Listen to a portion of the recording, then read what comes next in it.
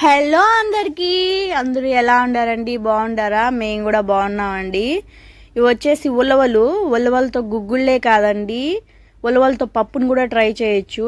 కానీ ఉలవలు పప్పు చేసే ముందర బాగా ఫ్రై చేసుకోవాలి. మనం చెనక్కాయ పప్పులు ఎలా ఫ్రై చేసుకుంటామో అలా ఫ్రై చేసుకోవాలి, పచ్చివాసన పోయేదాకా ఫ్రై చేసుకొని వాటిని కుక్కర్లో వేసి మనం కానీ సేమ్ పప్పుకి ఎలా వేసుకుంటామో మిర్చి అలాగే టమోటా ఇన్ని అలాగే వేసేసి మనం కుక్కర్లో ఒక 10 విజిల్స్ 12 విజిల్స్ వచ్చిన దాకా పెట్టేసుకోవాలి.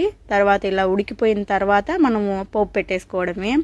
ఈరోజైతే మా ఆయనకి చెప్పాను ఉలవలతో పప్పు చేస్తున్నానని. మా ఆయన ఒకటే మాట అన్నాడు, గుర్రాలు తినేది మాకు పెడుతున్నావా అని. అవునండి, గుర్రాలైనా తినేది, ఉలవలు మనుషులు తినరా?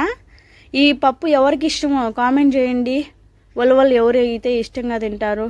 అవును, నా వీడియో మీరు ఏ ఊరు నుంచి చూస్తున్నారండి? మీ ఊరు ఏ ఊరో కూడా కామెంట్ చేయండి. నాకైతే ఈ పప్పు సంగటి అయితే చాలా ఇష్టం. ఈరోజు పప్పుతో ఇలా పప్పు చేసి నేను సంగటి అయితే ప్రిపేర్ చేశానండి.